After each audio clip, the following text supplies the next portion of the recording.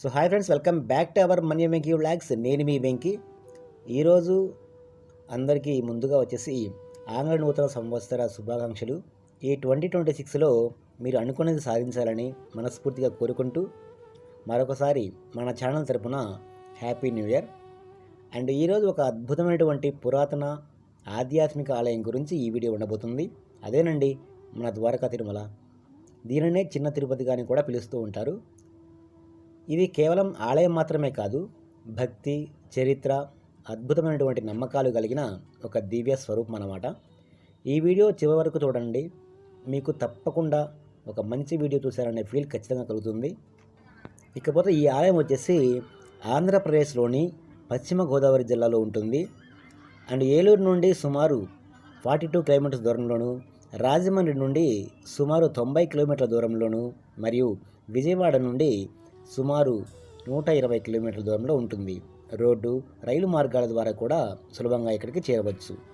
ఈ ఆలయానికి 1000 ఏళ్లకు పైగా చరిత్ర ఉందని స్థల పురాణాలు చెబుతున్నాయి. పూర్వం పురాణాల ప్రకారం ద్వారకా అనే మహర్షి ఇక్కడ ఘోర తపస్సు చేసి శ్రీ మహావిష్ణువును ప్రసన్నం చేశాడు. ఆ మహర్షి భక్తికి మెచ్చిన శ్రీ మహావిష్ణువు ఇక్కడ శ్రీ వెంకటేశ్వర స్వామి వారిగా వెలిశాడని ఇక్కడ భక్తుల విశ్వాసం. అందుకే ఈ ప్రాంతానికి ద్వారకా తిరుమల అనే పేరు వచ్చిందని కూడా చెప్తుంటారు. అండ్ ఇక్కడ ఆలయంలో ఎంతో అద్భుతంగా నిర్మించబడి ఉంటుంది. ఇక్కడ మీరు చూస్తున్నంతసేపు మనసు చాలా ప్రశాంతంగా ఉంటుంది.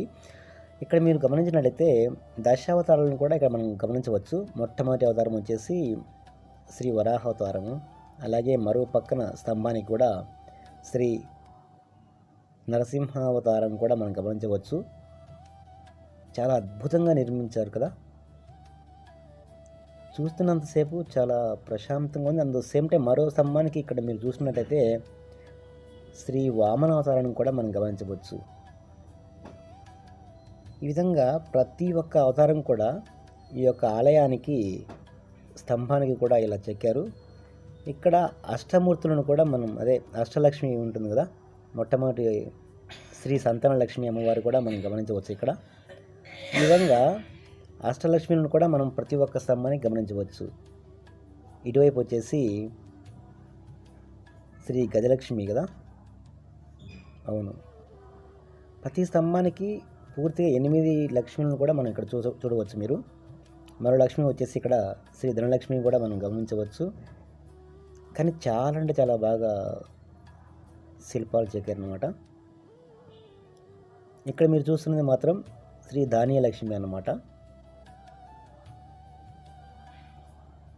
ప్రతి ఒక్క స్తంభానికి ఈ విధంగా 8 అష్టలక్ష్మిలను కూడా మనం ఇక్కడ చూస్తూ ఉండొచ్చు. చూస్తున్నారుగా. ఇక్కడ వచ్చేసి శ్రీ విజయలక్ష్మి అన్నమాట. అమ్మవారి విగ్రహం కూడా కనిపిస్తుంది.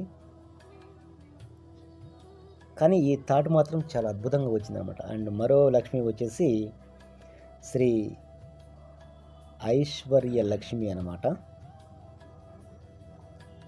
సో ఈ విధంగా అష్టలక్ష్మిని కూడా మనం చూడవచ్చు.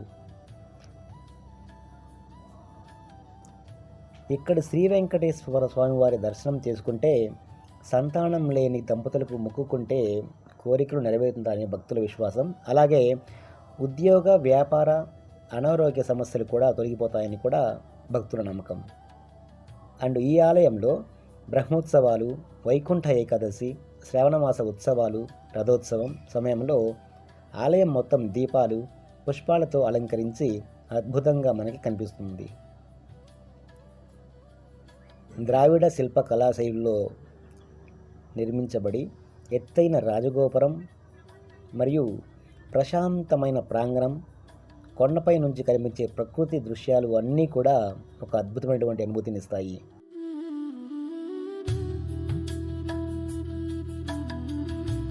శ్రీ వెంకటేశ్వర స్వామి వారి ఆలయ దర్శన సమయాలు వచ్చేసి ఉదయం 6 గంటల నుండి మధ్యాహ్నం 12 గంటల వరకు ఉంటుంది. అలాగే సాయంత్రం 4 గంటల నుంచి రాత్రి 8 గంటల వరకు స్వామివారిని మనం దర్శించుకోవచ్చు.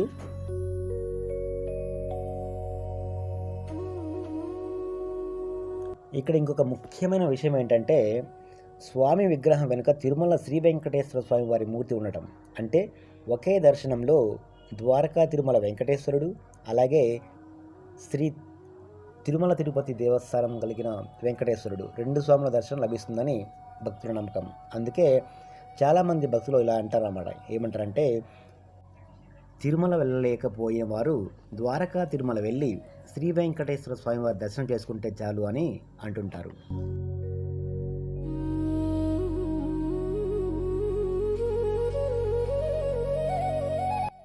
ఈ ఆలయం ప్రత్యేకత ఏంటంటే, ప్రధాన దేవుడు స్వయంభు వెంకటేశ్వర స్వామివారు, అలాగే స్వామిమూర్తి ఛాతీ వరకు మాత్రమే దర్శనమిస్తుంది.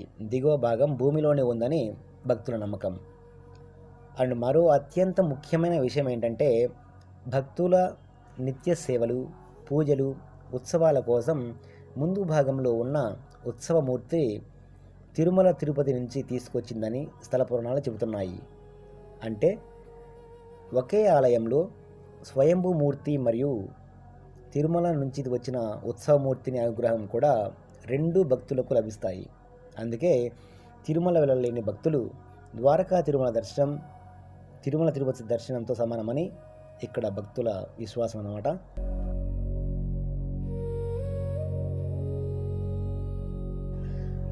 చరిత్రకారుల అభిప్రాయం ప్రకారం ఈ ఆలయం చాళుక్యులు, చోళులు, విజయనగర సామ్రాజ్య కాలంలో అభివృద్ధి చెందిందని, అలాగే ప్రత్యేకంగా విజయనగర రాజులు ఆలయ పునర్నిర్మించడం, గోపురాలు, మండపాలు, నిత్య పూజా విధానాలకు విశేష సహకారం అందించేవారు. భక్తి, చరిత్ర, విశ్వాసం ఈ 3 కలిగిన ద్వారకా తిరుమల శ్రీ వెంకటేశ్వర స్వామి వారి అనుగ్రహాన్ని పొందాలంటే ఈ ఆలయం తప్పకుండా దర్శించాల్సిందే. మీరు ఆలయం దర్శించారా?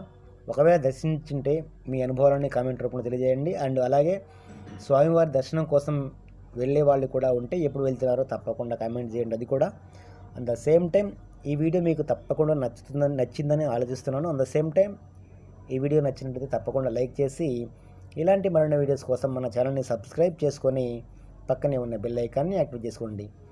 Thank you so much for watching. Om నమో వెంకటేశాయ. మరో మంచి వీడియోతో మళ్ళీ కలుద్దాం. అంతవరకు సెలవు. నమస్కారం.